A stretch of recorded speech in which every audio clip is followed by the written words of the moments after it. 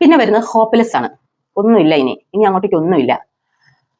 ഞാൻ ഇനി മറ്റുള്ളവർക്ക് എന്തിനാണ് ഭാരമാവുന്നത്, അല്ലെങ്കിൽ എന്നെ കാരണം ഇവരും കൂടെ ബുദ്ധിമുട്ടുകയല്ലേ, ഞാൻ എന്തിനാണ് അങ്ങനെ ചെയ്യുന്നത്, അങ്ങനെ ഒരു തോട്ട് വരുമ്പോൾ ഇനി ഒന്നും നമുക്ക് ചെയ്യാൻ ബാക്കിയില്ല, ഒരു പ്രതീക്ഷയും ഇല്ലാത്ത ഒരവസ്ഥ.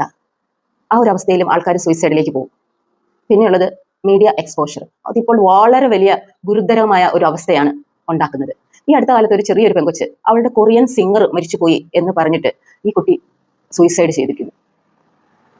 9 വയസ്സും 7 വയസ്സുമുള്ള കുട്ടികൾ ഇങ്ങനെ ആത്മഹത്യ ചെയ്യുക എന്നുള്ളത് എന്തൊരു ക്രൂരമായ ഒരു കാലഘട്ടത്തിലൂടെയാണ് നമ്മൾ, അല്ലെങ്കിൽ ഒരു വിചിത്രമായ കാലഘട്ടത്തിലൂടെയാണ് നമ്മളിപ്പോൾ ജീവിച്ചു പോകുന്നത് എന്ന് ഉള്ളത്.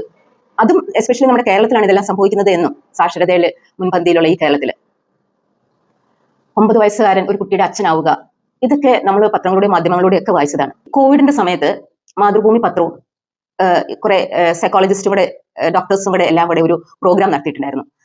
നിങ്ങൾ വിഷമിക്കേണ്ട, ഈ നമ്പർ നിങ്ങൾക്കുള്ളതാണ് എന്നൊരു ക്യാപ്ഷൻ കൊടുത്തിട്ട് ഈ കൊറോണ സമയത്ത് ഇവര് കണ്ടിന്യൂസ് കോളുകൾ സ്വീകരിച്ചിട്ടുണ്ടായിരുന്നു.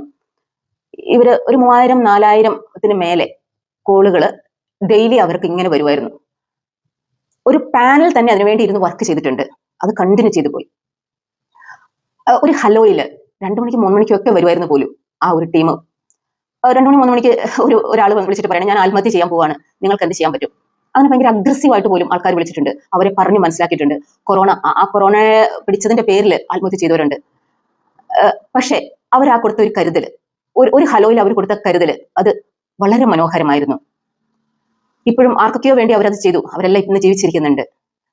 പിന്നെ നമ്മൾ ഇന്ന് ജീവിച്ചിരിക്കുന്നത് കൊണ്ട് നമുക്ക് എന്ത് ചെയ്യാൻ പറ്റും, നമ്മുടെ ചുറ്റുമുള്ളവരോട് നമ്മൾക്ക് എങ്ങനെ ഓരോ സിറ്റുവേഷനിലും അവരെ എങ്ങനെ ഗൈഡ് ചെയ്യാൻ പറ്റും, ഇതൊക്കെ തന്നെയാണ് ഞാൻ ഈ ഒരു ഫ്രീ ക്ലാസ്സിലൂടെ നിങ്ങളുടെ മുന്നിലേക്ക് പറയാൻ പോകുന്ന കാര്യങ്ങളൊക്കെ.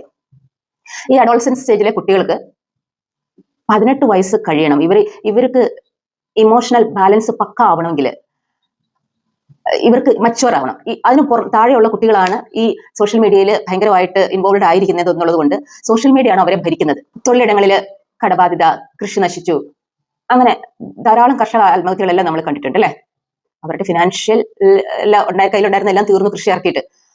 കഴിഞ്ഞ ഇടയിൽ ഒരു അച്ഛനും അമ്മയും 2 കുട്ടികളും, നല്ല ഓമനത്തമുള്ള 2 മക്കള്, അച്ഛനും അമ്മയും വളരെ ചെറുപ്പക്കാരായ, അവർക്ക് നല്ല കുടുംബമായിരുന്നു, ഫിനാൻഷ്യൽ ബുദ്ധിമുട്ടുണ്ടായിരുന്നില്ല. പിന്നെ എന്ത്, ഒരു തുറന്ന് സംസാരിക്കാൻ ഒരു നല്ലൊരു കോൺവെർസേഷൻ അവരുടെ ഇടയിൽ ഉണ്ടായിരുന്നെങ്കിൽ ഒരു സമയം അത് നടക്കില്ലായിരുന്നു. വേറെ എന്തെങ്കിലും ഒരു പ്രശ്നമായിരിക്കാം. പക്ഷെ ആ കുടുംബം അടക്കം മരിച്ചു, സൂയിസൈഡ് ചെയ്തു. ഇവിടെ നമ്മൾ മനസ്സിലാക്കേണ്ടത് ഓരോ വ്യക്തിയുടെയും പ്രോബ്ലത്തെ ഫേസ് ചെയ്യാനുള്ള കപ്പാസിറ്റി ഡിഫറെന്റ് ആണ്. ലോകത്തിലെ ഒരിക്കലും ഒരാളുടെ പോലെയല്ല മറ്റൊരാളുടെ ഇമോഷണൽ മാനേജ്മെന്റ് കപ്പാസിറ്റി ഡിഫറെന്റ് ആണ്.